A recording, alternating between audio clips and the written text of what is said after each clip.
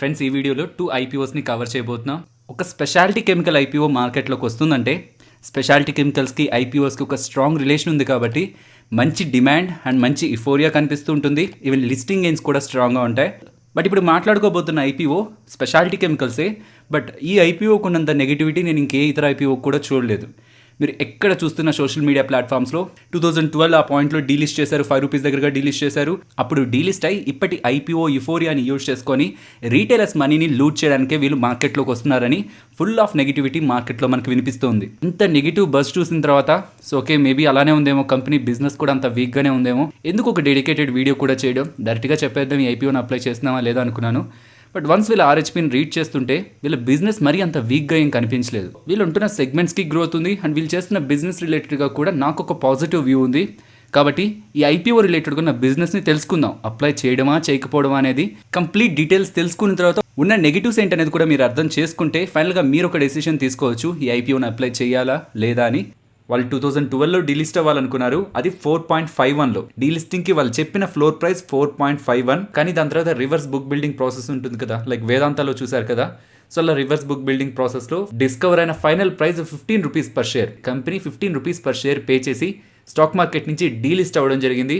And ఆ పాయింట్లో share ఒక ఫేస్ వాల్యూ కూడా 1, కానీ ఇప్పుడు వస్తున్న షేర్స్ ఒక ఫేస్ వాల్యూ 5. సో అప్పటి ఫేస్ వాల్యూకి ఇది 5 టైమ్స్ ఉంది కాబట్టి అప్పటి షేర్ ప్రైస్ని కూడా మనం 5తో మల్టిప్లై చేస్తే వాళ్ళు 2012లో ₹75లో డీలిస్ట్ అయినట్టు. అండ్ ఇప్పుడు 541లో వీళ్ళు మార్కెట్లోకి వస్తున్నట్టు. సో ఇది వీడియోలో ఫర్దర్గా కంటిన్యూ చేద్దాం. ఫస్ట్ వీళ్ళ బిజినెస్ గురించి మాట్లాడుకుందాం. వీళ్ళకి సంబంధించి 2 ఇంపార్టెంట్ సెగ్మెంట్స్ ఉన్నాయి. ఒకటి స్పెషాలిటీ పేస్ట్ పీవీసీ రెజిన్, ఇంకొకటి కస్టమ్ మ్యానుఫ్యాక్చరింగ్. ఈ రెండింటి నుంచే వీళ్ళు 70% ఆఫ్ రెవెన్యూస్ ని సంపాదిస్తున్నారు. సో మీకు ఈ 2 సెగ్మెంట్స్ అర్థమైనట్లయితే వస్తున్న కంపెనీ ఒక బిజినెస్ కూడా అర్థమవుతుంది. Speciality paste PVC resin, so ఇది తయారు చేసి వీళ్ళు ఆర్టిఫిషియల్ ఆర్ సింథటిక్ లెదర్ ఇండస్ట్రీకి సప్లై చేస్తుంటారు. అండ్ గుర్తుంచుకోవాల్సింది, ఇండియాలోనే వీళ్ళు largest speciality paste PVC manufacturer. Artificial or synthetic leather ఇండస్ట్రీకి సప్లై చేస్తుంటారు. అది footwear industry, auto industry, leather and mats related గా వీళ్ళు తయారు చేసిన కెమికల్స్ సప్లై అవుతాయి అంటున్నారు. అండ్ ఈ సెగ్మెంట్ లో వీళ్ళకి సంబంధించి ఇంకొక కాంపిటీటర్ కూడా ఉన్నారు, కానీ వీళ్ళే ఇండియాలో largest player with 66 kiloton per annum capacity. And ఇక్కడ మనం గుర్తుంచుకోవాల్సింది, ఈ సన్మార్ గ్రూప్కి సంబంధించిన కెంప్లాస్ట్ వాళ్ళు కానీ ఫినోలెక్స్ వాళ్ళు కానీ ఇద్దరు కలిపి తయారు చేస్తున్నది 88 కిలోటన్ పర్ యానం. కానీ ప్రెసెంట్ ఇండియాలో ఉన్న ఇండస్ట్రీస్కి కావాల్సింది 143 కిలోటన్ పర్ యానం. మీన్స్ వీళ్ళు ఏ ప్రొడక్ట్ నుంచి అయితే ఎక్కువగా రెవెన్యూస్ని సంపాదిస్తున్నారో స్టిల్ ఇంకా ఇండియాలోనే ఎక్కువ స్కోప్ ఉంది, ఇంకా మ్యానుఫ్యాక్చరింగ్ ఫెసిలిటీస్ని పెంచి వీళ్ళ బిజినెస్ని పెంచుకోవడానికి. నెక్స్ట్ కస్టమ్ మ్యానుఫ్యాక్చరింగ్ మీన్స్ ఇతర కెమికల్ కంపెనీస్కి కావాల్సిన ప్రొడక్ట్స్ని వీళ్ళు తయారు చేస్తుంటారు. లైక్ అగ్రో కెమికల్స్ కానివ్వండి, ఫైన్ కెమికల్స్ కానివ్వండి, ఫార్మా ఇండస్ట్రీకి సంబంధించిన స్పెషాలిటీ కెమికల్స్ని వీళ్ళు కస్టమ్ మ్యానుఫ్యాక్చరింగ్ మీన్స్ వచ్చిన ఆర్డర్ రిలేటెడ్గా వీళ్ళు ఇక్కడ మ్యానుఫ్యాక్చరింగ్ చేసి డెలివర్ చేస్తూ ఉంటారు. ఈ 2 సెగ్మెంట్స్ రిలేటెడ్గానే వీళ్ళు 70% దగ్గరగా రెవెన్యూస్ని సంపాదిస్తున్నారు. అండ్ దాని తర్వాత caustic soda, hydrogen peroxide and chloromethanes కూడా వీళ్ళు తయారు చేస్తున్నారు. అండ్ హైడ్రోజన్ పెరాక్సైడ్ రిలేటెడ్గా చూస్తే సౌత్ ఇండియాలోనే లార్జెస్ట్ ప్లేయర్. సో వీళ్ళు తయారు చేసిన ప్రొడక్ట్స్ ఏంటి, ఆ ప్రొడక్ట్స్ రిలేటెడ్గా వీళ్ళు సంపాదించుకుంటున్న రెవెన్యూస్ అండ్ అవి ప్రీవియస్ ఇయర్స్ నుంచి ఎలా మూవ్ అవుతున్నాయి అనేది ఇక్కడ మనం స్క్రీన్ పైన అయితే గమనించవచ్చు. ఇది ఆర్హెచ్పి పేజ్ నెంబర్ 144లో మనకి డేటా అయితే కనిపిస్తుంది. సో వీళ్ళకి వస్తున్న రెవెన్యూస్ లో నియర్లీ 58% దగ్గరగా రెవెన్యూస్ అనుకున్నాం కదా, లెదర్ ఇండస్ట్రీకి స్పెషాలిటీ పేస్ట్ పీవీసీని సప్లై చేస్తుంటారని, అక్కడి నుంచి వస్తుంది. అండ్ కస్టమ్ మ్యానుఫ్యాక్చరింగ్ నుంచి 13% దగ్గరగా రెవెన్యూ వస్తుంది. ఓవరాల్ గా 71% దగ్గరగా రెవెన్యూ ఆ 2 సెగ్మెంట్స్ నుంచి వస్తుంది. రెస్ట్ అంతా కలిపి మనకి 29% దగ్గరగా మాత్రమే రెవెన్యూస్ కనిపిస్తున్నాయి. అందులోనూ క్లోరోమీథేన్స్ అండ్ కాస్టిక్ సోడా రిలేటెడ్ గానే నియర్లీ 7% దగ్గరగా రెవెన్యూస్ వస్తున్నాయి. వీళ్ళకి టోటల్ గా 4 మ్యానుఫ్యాక్చరింగ్ ఫెసిలిటీస్ ఉన్నాయి. అందులో 3 తమిళనాడులోనే ఉంది, ఇంకొకటి పాండిచ్చేరిలో ఉంది. అండ్ వాటి యొక్క కెపాసిటీ యూటిలైజేషన్ ని కూడా మీరు గమనించవచ్చు. ఏ సెగ్మెంట్ నుంచి అయితే వీళ్ళు ఎక్కువగా రెవెన్యూస్ సంపాదిస్తున్నారో ఆ సెగ్మెంట్ లో 91% దగ్గరగా కెపాసిటీ యూటిలైజేషన్ తో వీళ్ళ ప్లాంట్స్ అయితే రన్ అవుతున్నాయి. అండ్ కస్టమ్ మ్యానుఫ్యాక్చరింగ్ కూడా చేస్తుంటారు అనుకున్నాం కదా, వాటి రిలేటెడ్ గా కెపాసిటీ యూటిలైజేషన్ నియర్ టు 65% దగ్గరగా కనిపిస్తుంది. అండ్ వీళ్ళకి ఒక సబ్సిడరీ కూడా ఉంది, CCVL. దీని ద్వారా వీళ్ళు సస్పెన్షన్ పీవీసీని తయారు చేస్తుంటారు. సో ఈ సెగ్మెంట్ లో రిలయన్స్ వాళ్ళు లీడర్ అనమాట. అండ్ ఈ సబ్సిడరీని కూడా వీళ్ళు అక్వైర్ చేసింది లాస్ట్ ఫైనాన్షియల్ FY21 ఎండింగ్ లో. కాబట్టి వీళ్ళ ఫైనాన్షియల్స్ లో కూడా ఒక గ్రేట్ చేంజ్ మనకు కనిపించేస్తుంది. రెవెన్యూస్ లో కానీ ప్రాఫిట్స్ లో కానీ ఒక సిగ్నిఫికెంట్ జంప్ FY21 రిలేటెడ్ గా కనిపిస్తుంది. కాబట్టి మనం ఎగ్జాక్ట్ గా నెంబర్స్ ని తీసుకొని కూడా చూడకూడదు. కాకపోతే ఫస్ట్ ఈ సెగ్మెంట్ గురించి మాట్లాడుకుంటే వీళ్ళ ఓన్ గ్రూప్ దగ్గర నుంచి ఈ కంపెనీని అక్వైర్ చేశారు. ఈ కెంప్లాస్ట్ సన్మార్ గ్రూప్ దగ్గర నుంచి వస్తుంది. ఆ సన్మార్ గ్రూప్ కి సంబంధించిన CCVL నే వీళ్ళు అక్వైర్ చేసుకున్నారు. ఇది కూడా కెమికల్ ప్రొడక్షన్ చేస్తున్న కంపెనీయే. దీని ద్వారా వీళ్ళు సస్పెన్షన్ పీవీసీని తయారు చేస్తుంటారు. ఇప్పుడు వీళ్ళు తయారు చేసిన ప్రొడక్ట్స్ అండ్ వాటి రిలేటెడ్ గా ఉన్న కాంపిటీటర్స్ ఒకసారి గమనిద్దాం. Specialty paste PVC resin related గా వీళ్ళకున్న కాంపిటీటర్ గురించి మాట్లాడుకున్నాం, ఫినోలెక్స్ ఇండస్ట్రీస్. అండ్ ఇండియాలో majority of hydrogen peroxide production 6 place దగ్గర నుంచి కనిపిస్తుంది. National Peroxide, GACL, Megami Fine Chem, Indian Peroxide and Chemplast HOCl. Next chloromethanes related గా వీళ్ళ competitors SRF, GFL, GACL, Megami Fine Chem and FY21 ending లో వీళ్ళు ఒక కంపెనీని అక్వైర్ చేశారనుకున్నాం కదా, CCVL. అది కూడా సన్మార్క్ గ్రూప్ దగ్గర నుంచి, వీళ్ళ పేరెంట్ గ్రూప్ నుంచి. ఈ CCVL వాళ్ళు ఆల్మోస్ట్ 1960 నుంచి కూడా ఈ బిజినెస్ లో ఉన్నారు, సస్పెన్షన్ PVC బిజినెస్ లో. కానీ రిలయన్స్ ఇండస్ట్రీస్ వాళ్ళు 1990లో ఎంటర్ అయ్యారు, కానీ వాళ్ళు ఒక మెజారిటీ ప్లేయర్ గా ఇప్పుడు ఎదిగారు. అండ్ వీళ్ళ రిలేటెడ్ ఉన్న పాజిటివ్స్ మాట్లాడుకుంటే, వీళ్ళు ఏ సెగ్మెంట్లో అయితే బిజినెస్ ని చేస్తున్నారో, స్పెషాలిటీ పేస్ట్, PVC రెజిన్ కానివ్వండి, custom manufacturing and caustic soda, hydrogen peroxide, chloromethanes, వీటి రిలేటెడ్ గా ప్రెసెంట్ ఇండియాలో గ్రోత్ అయితే స్ట్రాంగ్ గా కనిపిస్తుంది.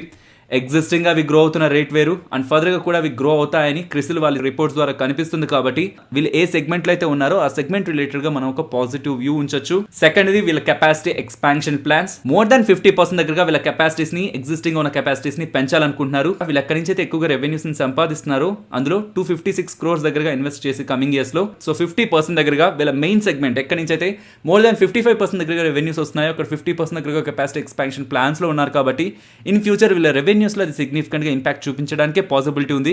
నెక్స్ట్ నెగిటివ్స్ గురించి మాట్లాడుకోవాలి. వీళ్ళు సింగిల్ ప్రొడక్ట్ మీద ఎక్కువగా డిపెండ్ అవుతూ ఉండడం కూడా నాకు నెగిటివ్ గానే కనిపిస్తుంది. స్పెషాలిటీ పేస్ట్, PVC అక్కడి నుంచే నియర్లీ 58% దగ్గరగా రెవెన్యూస్ వస్తున్నాయి. సో ఇఫ్ ఇన్ కేస్ ఈ సెగ్మెంట్ లో ఇంకేదైనా ఇతర ప్లేయర్, పెద్ద ప్లేయర్ ఎంటర్ అయ్యి వీళ్ళకి ఒక స్ట్రాంగ్ కాంపిటీషన్ ఇచ్చినా, ఆర్ వీళ్ళు ఏ ఇండస్ట్రీస్ కి అయితే కెమికల్ ని సప్లై చేస్తున్నారో ఆ ఇండస్ట్రీస్ లో వీక్నెస్ కనిపించినా, వీళ్ళ రెవెన్యూస్ లో సిగ్నిఫికెంట్ ఇంపాక్ట్ ఉంటుందన్న విషయం మనం గుర్తుంచుకోవాలి. మీరు జస్ట్ గూగుల్లో కెంప్లాస్ట్ డీలిస్ట్ అని టైప్ చేసినా, లేకపోతే సోషల్ మీడియా ప్లాట్ఫామ్స్ లైక్ ట్విట్టర్లోకి వెళ్ళి కెంప్లాస్ట్ IPO అని టైప్ చేసినా చాలా నెగిటివిటీ కనిపిస్తుంది.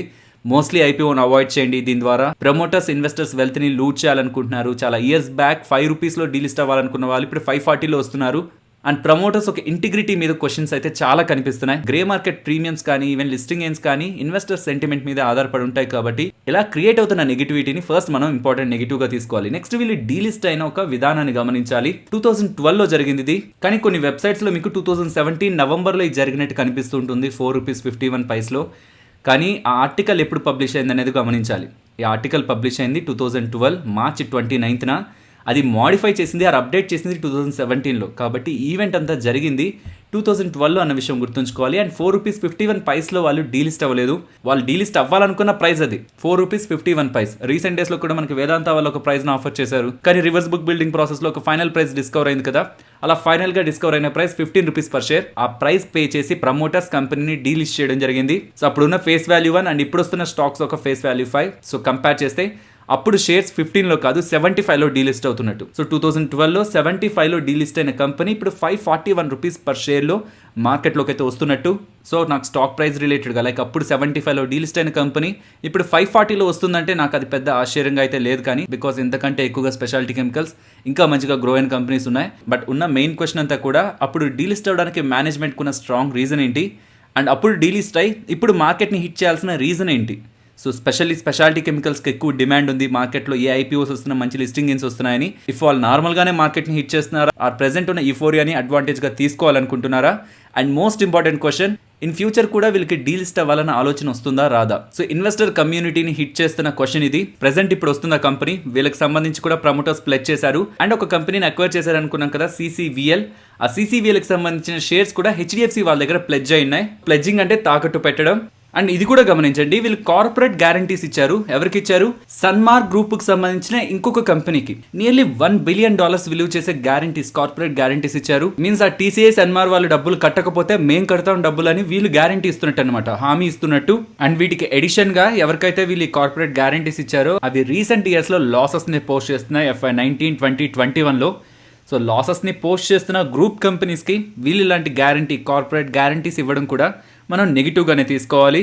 నెక్స్ట్ వీళ్ళ ఫైనాన్షియల్స్ గురించి మాట్లాడుకుందాం. FY19, 20తో పోలిస్తే 21లో సిగ్నిఫికెంట్గా మీకు గ్రోత్ కనిపిస్తుంది. ఇయర్ ఆన్ ఇయర్ కంపారిజన్లో FY20తో పోలిస్తే FY21లో సిగ్నిఫికెంట్గా జంప్ కనిపిస్తుంది. దీనికి మెయిన్ రీజన్ కూడా మాట్లాడుకున్నాం. ఫైనాన్షియల్ ఇయర్ ఎండింగ్లో కరెక్ట్గా ఎండ్ అవుతున్న పాయింట్ ఆఫ్ టైంలో వీళ్ళ పేరెంట్ గ్రూప్ సన్మార్క్ గ్రూప్ దగ్గర నుంచి వీళ్ళకి ఒక కంపెనీని అక్వైర్ చేశారు, CCVL. ఒక కంపెనీ వచ్చి యాడ్ అయితే వాళ్ళ రెవెన్యూస్, వాళ్ళ ప్రాఫిట్స్ అండ్ వాళ్ళకి సంబంధించిన ఇతర నెంబర్స్ అన్ని కూడా ఈ కంపెనీలోకి యాడ్ అవుతాయి. కాబట్టి మనకు ఆ డేటా కనిపిస్తుంది. అండ్ వీళ్ళ RHPలో ఉన్న డేటా ప్రకారం చూస్తే ఒకవేళ వీళ్ళు చేసిన ఎక్విజిషన్ ని మనం దీంట్లోంచి బయటికి తీస్తే రెవెన్యూస్ లో నియర్లీ 5% దగ్గరగా మాత్రమే నాకు 20తో పోలిస్తే 21లో గ్రోత్ అయితే కనిపించింది.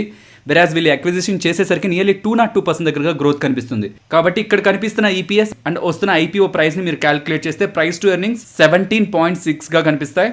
ఓకే, FY21 నెగ్లెక్ట్ చేసి FY20 అండ్ FY19 ఒక ఈపీఎస్ ఒక యావరేజ్తో చేసామంటే చాలా ఎక్కువ పీఈ వచ్చేస్తుంది. అలా కాదని లాస్ట్ 3 years ఒక యావరేజ్ తీసుకుంటే 45 ప్రైస్ ఎర్నింగ్ మల్టిపుల్స్లో ఈ కంపెనీ మార్కెట్లోకి వస్తున్నట్టు. అండ్ ఈవెన్ కాంపిటీటర్స్తో కంపేర్ చేస్తూ వీళ్ళు డేటాని అయితే ప్రొవైడ్ చేశారు. కానీ ఏ సెగ్మెంట్ నుంచి అయితే వీళ్ళు ఎక్కువగా రెవెన్యూస్ని సంపాదిస్తున్నారు ఆ సెగ్మెంట్కున్న డైరెక్ట్ కాంపిటీటర్ మనకు మార్కెట్లో లిస్ట్ అయ్యలేరు.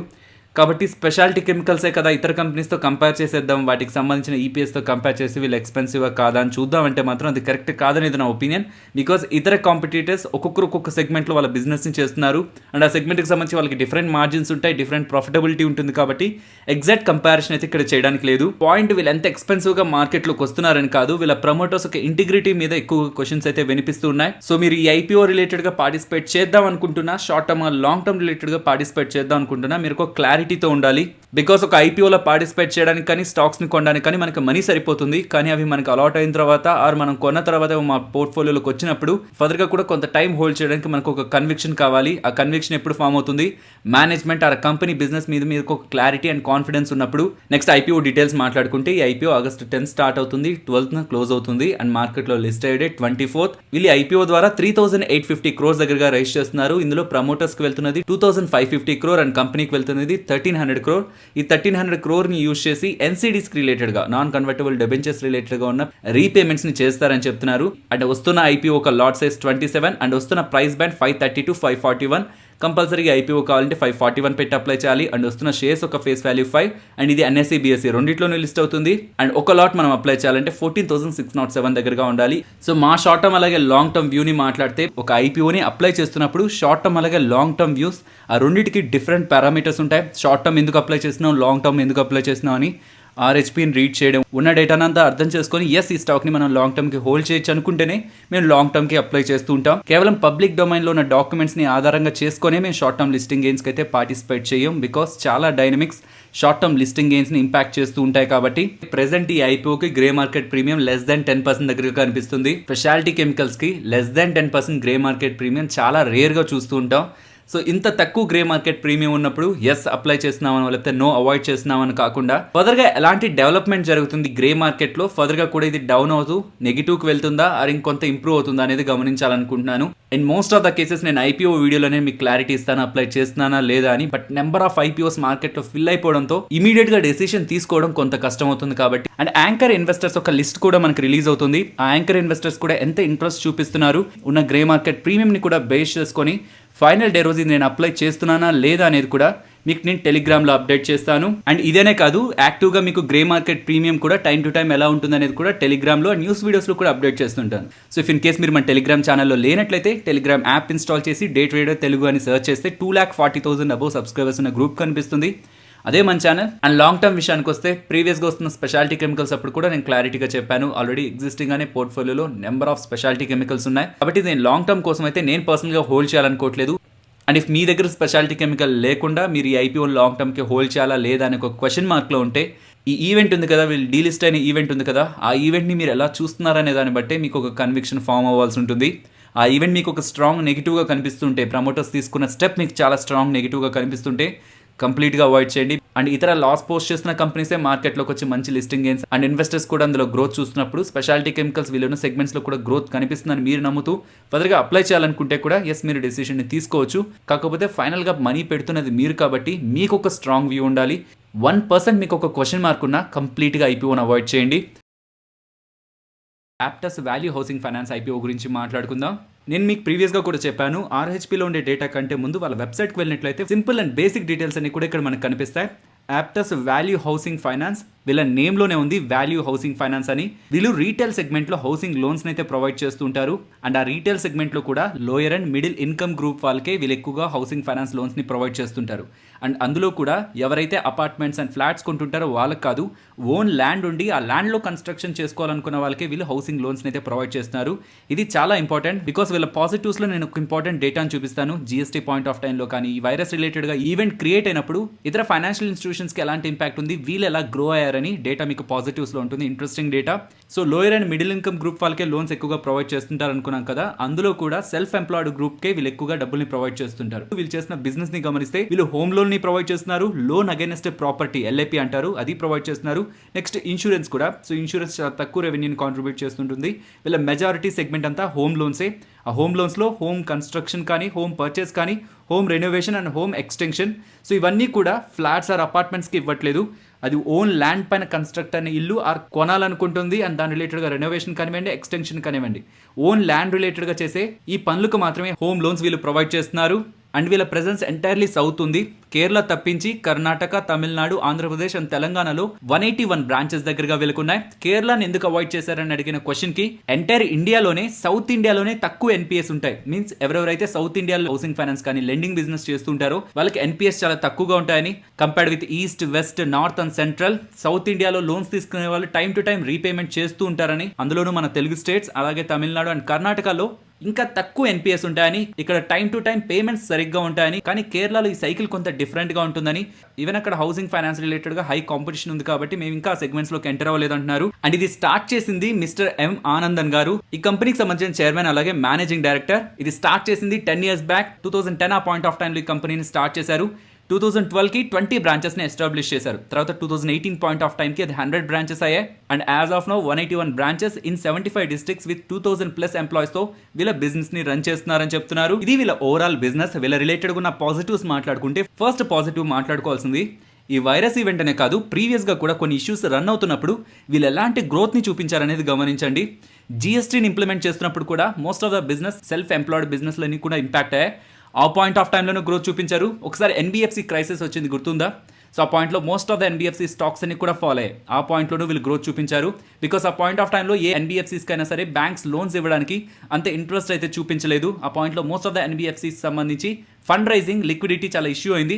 ఈవెన్ అప్పుడు కూడా వీళ్ళు 41% దగ్గరగా AUMలో growth and strong return on అసెట్స్ని కూడా ఆ పాయింట్లో మెయింటైన్ చేశారు. అండ్ మోస్ట్ ఇంపార్టెంట్, ఈ వైరస్ ఈవెంట్లో మేనేజ్మెంట్ చెప్తున్నది ఈ వైరస్ ఈవెంట్ స్టార్ట్ అయినప్పుడు మార్చ్, ఏప్రిల్, మే ఆ పాయింట్ ఆఫ్ టైంలో వీళ్ళు సిగ్నిఫికెంట్గా ఇంపాక్ట్ అయ్యారని. బట్ జూన్ నుంచి వీళ్ళ రికవరీ స్టార్ట్ అయింది అండ్ జూలై పాయింట్ నుంచి వీళ్ళు సెకండ్ క్వార్టర్ నుంచి కూడా వీళ్ళు అగైన్ మళ్ళీ బ్యాక్ టు ద నార్మల్ అయ్యే ప్రయత్నం చేశారని చెప్తున్నారు. సో ఈవెంట్ కారణంగా ఇంపాక్ట్ అవుతున్నాం. ఎప్పుడైతే ఎకానమీలో కొంత రివైవల్ వస్తుందో మేము అగైన్ మళ్ళీ బ్యాక్ టు ద నార్మల్ అయ్యే ప్రయత్నం చేస్తున్నాం. దానికి మెయిన్ రీజన్ మేము ఎవరికైతే ఇస్తున్నామో వాళ్ళు సెల్ఫ్ ఎంప్లాయిడ్ అండ్ వాళ్ళ ల్యాండ్ మీద కన్స్ట్రక్షన్ చేస్తున్నారు, అపార్ట్మెంట్ ఆర్ ఫ్లాట్స్ కాదు. అండ్ మోస్ట్లీ వాళ్ళు మాకు తిరిగి కట్టగలరా లేదా అని ఒక స్ట్రాంగ్ అసెస్మెంట్ చేసిన తర్వాత మేము లోన్ ఇస్తున్నాం. అది ఎంత చిన్న లోన్ అయినా పర్లేదు, కానీ మాకు వాళ్ళు తిరిగి కట్టగలరా లేదా అని ఒక కాన్ఫిడెన్స్ బిల్డ్ అయితేనే ఆ లోన్ ని ప్రొవైడ్ చేస్తున్నాం. కాబట్టి ఏమాత్రం ఈ వైరస్ రిలేటెడ్ రిస్ట్రిక్షన్స్ ఈజ్ అవుతున్నా మళ్ళీ మా business back to the normal అవుతుంది అంటున్నారు. ఇది నేను ఫస్ట్ పాజిటివ్ గా గమనిస్తున్నాను. ఇలాంటి ఈవెంట్స్ లో కూడా వీళ్ళ బిజినెస్ ని గ్రో చేసే ప్రయత్నం చేశారు. ఇయర్ ఆన్ ఇయర్ కంపారిజన్ లో AUM లో గ్రోత్ ఉంటుందంటే వాళ్ళ ప్రాఫిటబిలిటీలో కూడా మనకి పాజిటివ్ ఇంపాక్ట్ ఉంటుంది. అండ్ ఇంత గ్రోత్ చూపిస్తూ కూడా గ్రాస్ నాన్ పర్ఫార్మింగ్ అసెట్స్ ని కంట్రోల్లో ఉంచగలిగారు, బిలో 1 ఉంచగలిగారు. అండ్ రిటర్న్ ఆన్ అసెట్స్ కానివ్వండి అండ్ ఇతర పారామీటర్స్ కూడా లిస్టెడ్ కాంపిటీటర్స్ తో పోలిస్తే బెటర్ గా కనిపిస్తున్నాయి. ఈ సెగ్మెంట్లో ROA 7% అబోవ్ ఉందంటే మనం ఒక పాజిటివ్గానే చూడొచ్చు. సో ఇదనే కాదు, వీళ్ళు ఇతర ఫైనాన్షియల్స్లో కూడా మనకి కొంత స్ట్రెంత్ కనిపిస్తుంది. కాబట్టి స్ట్రాంగ్ ఫైనాన్షియల్స్ ఉండడం కూడా మనం పాజిటివ్గా తీసుకోవచ్చు. అండ్ మోస్ట్ ఇంపార్టెంట్, సౌత్ ఇండియాలో ఇన్ టర్మ్స్ ఆఫ్ AUM చూస్తే వీళ్ళు largest player. So south India రిలేటెడ్గా ఒక సిగ్నిఫికెంట్ పోర్షన్ మార్కెట్ షేర్ని ప్రెసెంట్ వీళ్ళు హోల్డ్ చేస్తుండడం అండ్ ఇది లో NPA రీజన్ అవ్వడం. సో అక్కడ లోన్స్ తీసుకున్న వాళ్ళందరూ కూడా సకాలంలో కడుతూ ఉండడం కూడా ఈ కంపెనీ ఒక ఫర్దర్ గ్రోత్ కి మనం పాజిటివ్ గా తీసుకోవచ్చు. అండ్ ప్రమోటర్స్ ఒక బ్యాక్గ్రౌండ్ కూడా, M ఆనందన్ గారు ప్రీవియస్ గా మురుగప్ప గ్రూప్ లో ఫైనాన్షియల్ డివిజన్ లో చీఫ్ ఎగ్జిక్యూటివ్ గాను అండ్ డైరెక్టర్ గాను వ్యవహరించారు. కాబట్టి అక్కడున్న ఎక్స్పీరియన్స్ ని యూజ్ చేసే ఫర్దర్ గా కంపెనీని ఇలా స్ట్రాంగ్ ట్రాక్ లో ఉంచుతున్నారు. కాబట్టి ప్రమోటర్ ఒక ఐడెంటిటీ కూడా మనం పాజిటివ్ గా తీసుకోవచ్చు. నెక్స్ట్ రిస్క్ ఫ్యాక్టర్స్ అని చాలా మెన్షన్ చేశారు, కానీ వీళ్ళ RHPలో కంపెనీ రిలేటెడ్ గా మనం ఈ అబ్జర్వేషన్ చేయొచ్చు ఆ నెగిటివ్ పాయింట్ నుంచి అని మాట్లాడుకోవడానికి రిస్క్ ఫ్యాక్టర్ నాకు కనిపించలేదు. కాబట్టి నేను నెగిటివ్స్ అయితే అవాయిడ్ చేస్తున్నాను. నెక్స్ట్ వీళ్ళ ఫైనాన్షియల్స్ గురించి మాట్లాడుకుంటే FY 18, 19, 20, 21 లాస్ట్ 4 ఫైనాన్షియల్ ఇయర్స్లో వీళ్ళ AUM అసెట్ అండర్ మేనేజ్మెంట్ 42% CAGRతో గ్రో అయితే వీళ్ళ ప్రాఫిట్ ఆఫ్టర్ ట్యాక్స్ 59% CAGRతో గ్రో అయింది. అండ్ ప్రెసెంట్ వీళ్ళ గ్రాస్ నాన్ పర్ఫార్మింగ్ అసెట్స్ 0.7గా ఉంటే రిటర్న్ ఆన్ అసెట్స్ 7.4గా కనిపిస్తుంది. ఇవి వీళ్ళ ఫైనాన్షియల్స్ సంబంధించిన హైలైట్స్. అండ్ వీళ్ళకి సంబంధించిన డేటాని ఇతర కాంపిటీటర్స్తో కంపేర్ చేసినా వాళ్ళకంటే వీళ్ళకి better AUM growth, gross non performing assets, return on assets and return on ఈక్విటీని అయితే వీళ్ళు మెయింటైన్ చేస్తున్నారు. అండ్ ఇది కూడా మనం పాజిటివ్గా గమనించాలి. టైం టు టైం వీళ్ళ బారోయింగ్ కాస్ట్ కూడా తగ్గుతుంది. వీళ్ళు ఎవరికైతే ఇస్తుంటారో వాళ్ళ దగ్గర నుంచి మంచిగా వడ్డీలు కలెక్ట్ చేసుకోగలిగితే ఎక్కువ ఇంట్రెస్ట్ రేట్తో వీళ్ళకి నెట్ ఇంట్రెస్ట్ మార్జిన్ బెటర్గా మెయింటైన్ అవుతుంది. సో అలా బారోయింగ్ కాస్ట్ తగ్గుతూ ఉండడం కూడా వీళ్ళని బెటర్ ఫైనాన్షియల్ పొజిషన్లో అయితే ఉంచుతుంది. సో లాస్ట్ 3 years కి సంబంధించిన వీళ్ళ రెవెన్యూ కానివ్వండి, profit before tax, net profit, EPS ప్రతి ఒక్క దాంట్లో కూడా మనకి గ్రోత్ అయితే కనిపిస్తుంది. నెక్స్ట్ ఐపీఓ డీటెయిల్స్ మాట్లాడుకుంటే ఇది 10th August స్టార్ట్ అవుతుంది అండ్ 12th August క్లోజ్ అవుతుంది. ఇది మార్కెట్లో listed date August 24th and వీళ్ళు ఈ ఐపీఓ ద్వారా 2780 crores రైజ్ చేస్తున్నారు. ఇందులో ఫ్రెష్ ఇష్యూ మీన్స్ కంపెనీకి వెళ్తుంది 500 crores అండ్ ప్రమోటర్స్కి వెళ్తుంది 2280 crores అండ్ వస్తున్న లాట్ సైజ్ 42 shares అండ్ వస్తున్న ఐపీఓ యొక్క price 346 to 353. So upper price band 353. So 353 divided by వీళ్ళ ఈపీఎస్ 5.56 చేస్తే 63 ప్రైస్ టు ఎర్నింగ్ మల్టిపుల్స్ లో వీళ్ళు మార్కెట్లోకి వస్తున్నట్టు. ఇది సేమ్ సెగ్మెంట్ లో ఉన్న ఇతర కంపెనీస్ అండ్ ఈ ఇండస్ట్రీ యొక్క యావరేజ్ తో కంపేర్ చేస్తే ఎక్స్పెన్సివ్ అనే మనం అనుకోవాలి. సో మంచి ఫైనాన్షియల్సే ఈవెన్ రీసెంట్ ఈవెంట్స్ ని కూడా తట్టుకొని స్ట్రాంగ్ ఫండమెంటల్స్ ని మెయింటైన్ చేస్తున్నారు కాబట్టి వీళ్ళు ఇంత ఎక్స్పెన్సివ్ వాల్యుయేషన్ ని మార్కెట్లో కోట్ చేసే ప్రయత్నం చేస్తున్నారు. అండ్ ఈ ఐపీఓ రిలేటెడ్గా short term and long term view మాట్లాడుకుంటే ప్రెసెంట్ గ్రే మార్కెట్ ప్రీమియం వీళ్ళకి చాలా వీక్గా ఉంది. లెస్ దాన్ 5% దగ్గరగా మెయింటైన్ అవుతుంది. మేబీ ఇతర ఐపీఓస్తో పోటీ పడుతూ ఉండడం కారణంగా ఇలా ఉందా, లేకపోతే ఎక్స్పెన్సివ్ వాల్యుయేషన్ కోట్ చేస్తున్నారు కాబట్టి ఇలా ఉందా అనేది ఇంకొన్ని రోజుల్లో మనకు ఒక క్లారిటీ వస్తుంది. అండ్ ఈవెన్ యాంకర్ ఇన్వెస్టర్స్ ఎలాంటి పార్టిసిపేషన్ చూపిస్తున్నారు అనేది కూడా నేను కొంత జాగ్రత్తగా గమనించాలనుకుంటున్నాను. బికాస్ ఇన్ని ఐపీఓస్ ఉండేసరికి యాంకర్ ఇన్వెస్టర్స్ ఎలాంటి ఇంట్రెస్ట్ చూపిస్తున్నారు అనేది కూడా గమనించి ఈ ఐపీఓలో షార్ట్ టర్మ్ లిస్టింగ్ గెయిన్స్ కోసం మనం పార్టిసిపేట్ చేయాలా లేదా అనే డిసిషన్ అయితే తీసుకుందాం. అండ్ లాంగ్ టర్మ్ విషయానికి వస్తే కొంత రిస్క్ తీసుకొని స్మాల్ లెండింగ్ బిజినెస్తో ప్రెసెంట్ క్వాలిటీ బిజినెస్ చేస్తున్న ఒక ఎన్బిఎఫ్సితో ట్రావెల్ అవ్వాలనుకుంటే ఎక్స్పెన్సివ్ వాల్యుయేషనే అట్రాక్టివ్గా ఏం రావట్లేదు. But still fundamentals and management వాళ్ళ క్వాలిటీకే అండ్ ప్రెసెంట్ మార్కెట్లో ఉన్న యుఫోరియాకి వీళ్ళంత ఎక్స్పెన్సివ్ వాల్యుయేషన్ కోట్ చేస్తుండొచ్చు. బట్ బిజినెస్ పరంగా స్టాండర్డ్ ఉంది అండ్ రీసెంట్ టైమ్స్లో వస్తున్న ఈవెంట్స్ని కూడా తట్టుకొని వీళ్ళు అలాంటి స్టాండర్డ్స్ మెయింటైన్ చేస్తూ ఉండడం కూడా మనం పాజిటివ్గా తీసుకోవచ్చు. కాబట్టి లాంగ్ టర్మ్ వ్యూ ఈ ఐపీఓ రిలేటెడ్గా పాజిటివ్గానే ఉంది.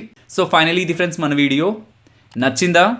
నచ్చితే వీడియోని లైక్ చేయండి ఫ్రెండ్స్. అండ్ ఈ వీడియో మన వాళ్ళకి యూజ్ అవుతుంది అనుకుంటే తప్పకుండా షేర్ చేయండి. అండ్ మన ఛానల్ని సబ్స్క్రైబ్ చేయనట్లయితే ఛానల్లో ఉన్న కంటెంట్ని గమనించండి. ఇఫ్ ఆ కంటెంట్ మీకు యూస్ఫుల్గా ఉంటుంది అనుకుంటే ఛానల్ని సబ్స్క్రైబ్ చేసి పక్కనే ఉన్న బెల్ ఐకాన్ క్లిక్ చేయండి. మరొక ఇంట్రెస్టింగ్ వీడియోతో మళ్ళీ మీ ముందుకు వస్తాను. అంతవరకు టేక్ కేర్. జై హింద్.